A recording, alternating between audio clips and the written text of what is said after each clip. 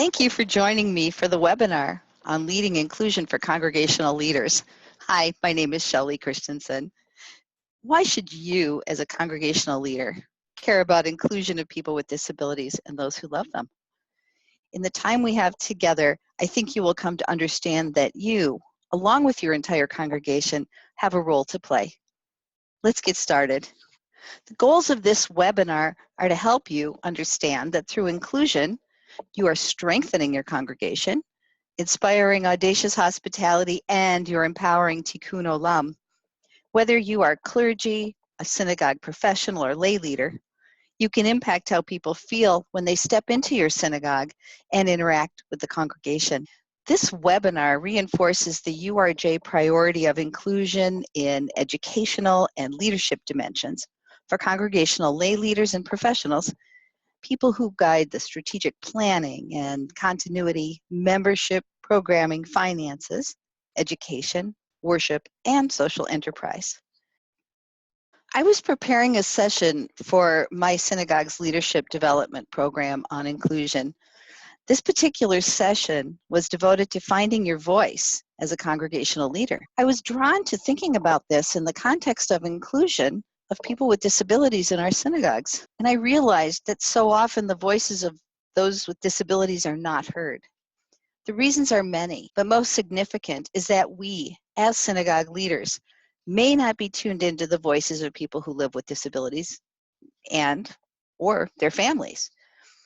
I think it helps us to understand a little bit about why we don't always hear those voices. Nearly 20% of people living in the US have some kind of disability diagnosis. We tend to notice people who have visible disabilities, people who use wheelchairs or other mobility devices, people whose speech is affected, people who look different. But many people live with disabilities that aren't readily apparent. People who have learning disabilities, autism, mood disorders, allergies, and numerous other diagnoses. People with disabilities are sometimes reluctant to ask for what they need in order to participate. They might not want to call attention to themselves. They might not feel comfortable asking for accommodations, or may not even know that accommodations are available. It may be just one thing too many to have to deal with. Or they may think that if they ask for an accommodation, they are being a problem or will be labeled because of their disability.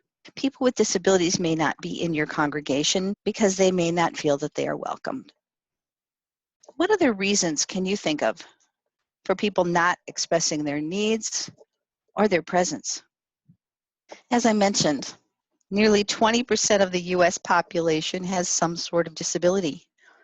Within our congregations are individuals who live with disability, family members, friends, and people who support people with disabilities. We cannot, as Jewish leaders, ignore 1/5 of the community or treat them as marginalized members of the community.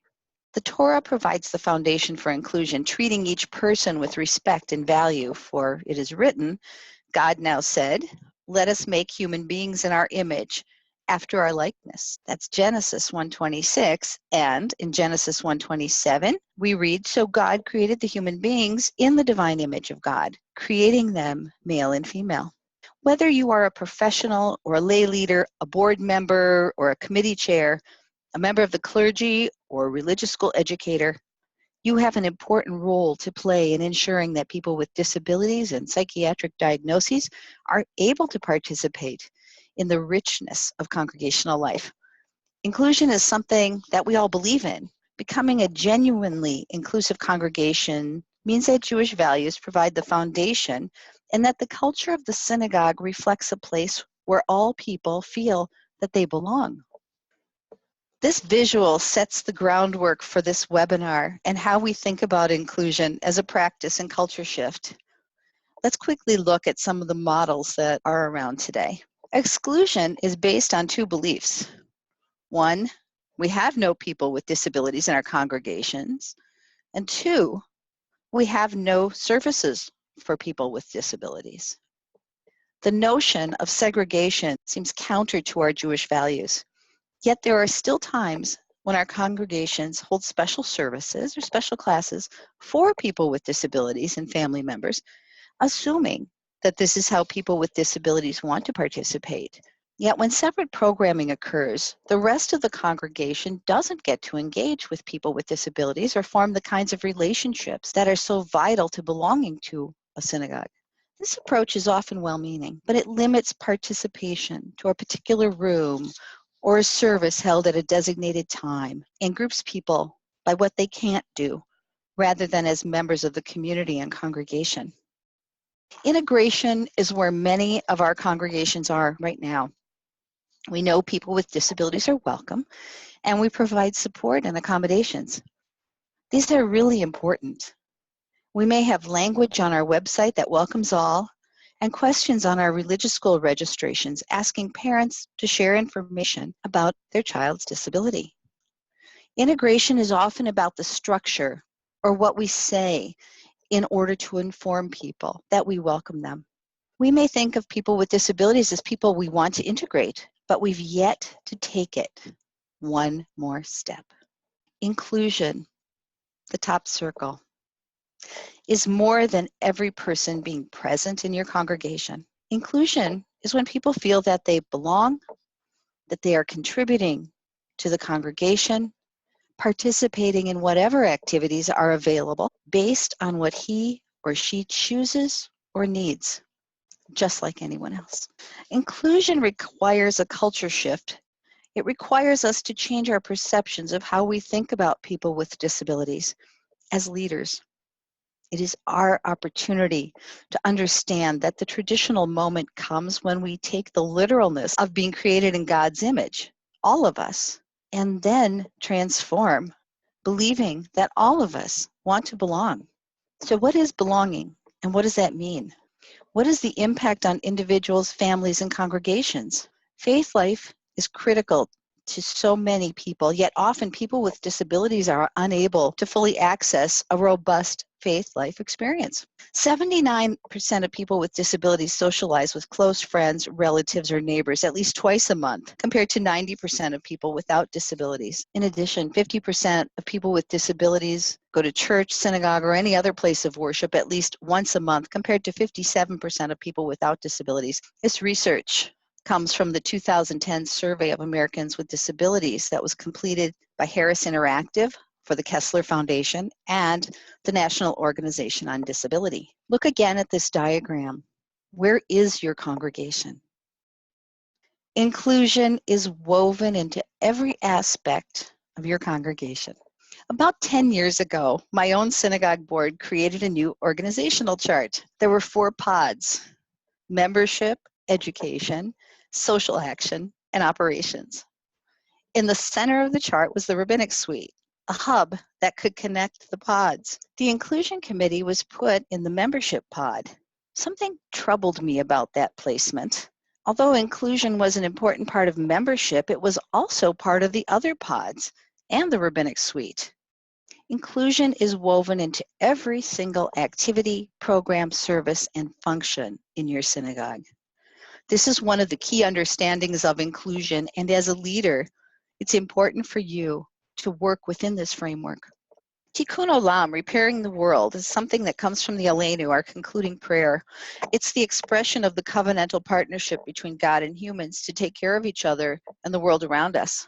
We still use Tikkun Olam, repairing the world, when we really mean acts of kindness, Gemilut Chasadim. It's not the same thing. Gemilut Chasadim, how is what your congregation currently doing an act of chesed? And should we be performing acts of loving kindness, chesed, in our relationships with people with disabilities?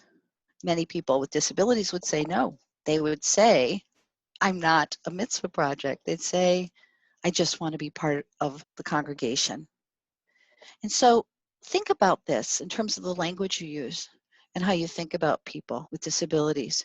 And in many ways, as a leader, once you think about Tikkun Olam, repairing the world, and how everyone has a role to play, that will also help shift the congregation from performing acts of kindness to really thinking about all people performing mitzvot, all people bringing light to the world.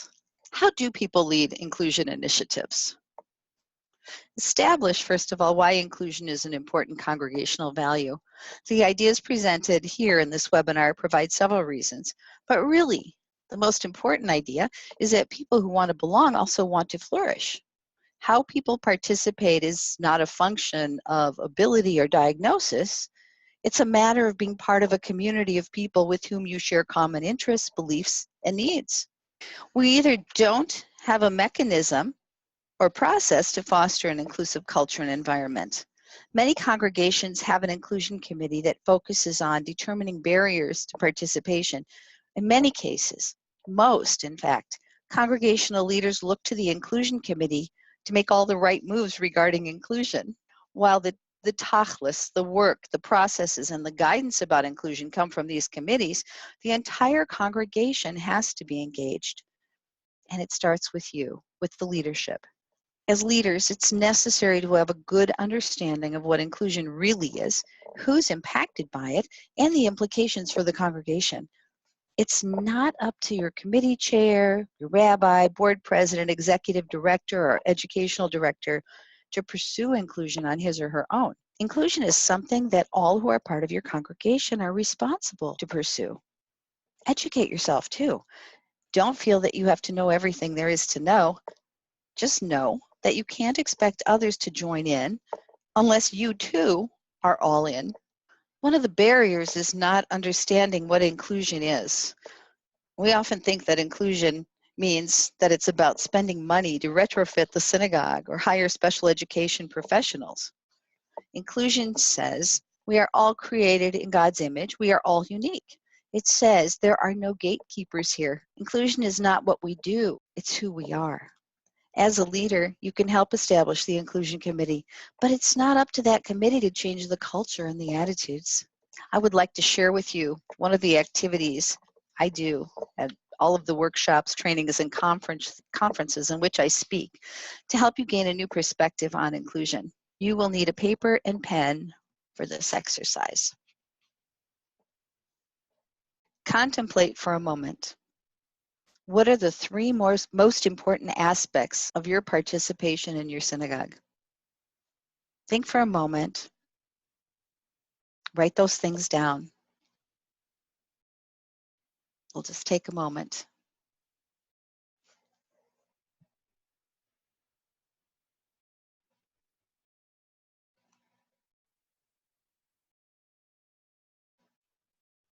Now, suppose I said to you, I'm going to take one of those things away from you. Would you be able to pick one of those things and give it to me?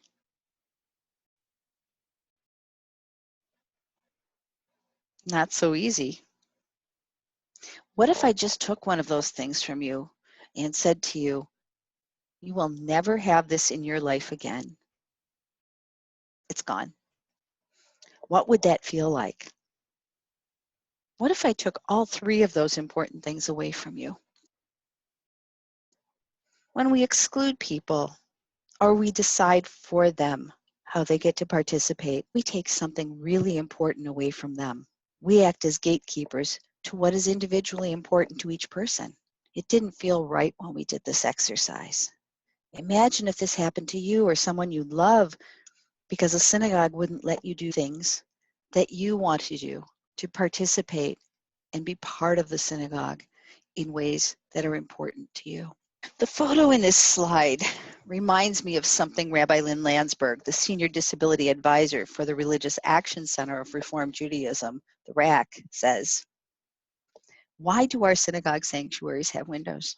So we can see who is out there wanting to come in. To be the change and lead the change, it's really important to understand some of the reasons that people are resistant to change. First of all, we question the validity of their assumptions. We're challenging them. So if people think that people with disabilities aren't able to do something, aren't able to participate, can't learn, or even we don't have any of those people in our congregation, those are some of the assumptions that people make about people with disabilities. We tend to be risk aversive. So some of the resistance to change there would be people with disabilities upset the regulars. They make too much noise. It'll cost us too much money. We can't afford this. If we let one person in or if we make one accommodation, all these other people are going to want to be here. We don't have the capacity for it. Another reason is that change can tamper with age-old practices. We can't change. This is how we've always done it. Things work. A great example, and one I know that many of you have really come to understand, is that some congregations say, well, this is how our bar or bat mitzvahs go, that students have to do particular parts of the service, they have to lead particular parts of the service. And if somebody has a different way of communicating, if a child has a different way of learning or isn't able to learn as much Torah to chant as is typical, we may believe, well, this is just how our congregation does it and we can't change. Change causes discomfort. Congregants may not be comfortable. They may not be comfortable hearing somebody shout out during services. They may not be comfortable seeing somebody who uses a wheelchair, and the discomfort comes out. We don't know how to be inclusive. We don't know what inclusion is. Resistance really can work to your advantage. It's feedback. It gives us important information about how people and institutions work. And when leaders delve more deeply into resistance, they gain a better understanding of problems, and they get a better understanding of how to find solutions and how to communicate inclusion. Model willingness to make personal changes, to give people you lead the belief that change can and really does happen. Why do people change? People tend to respond because they're shown a truth that influences their feelings.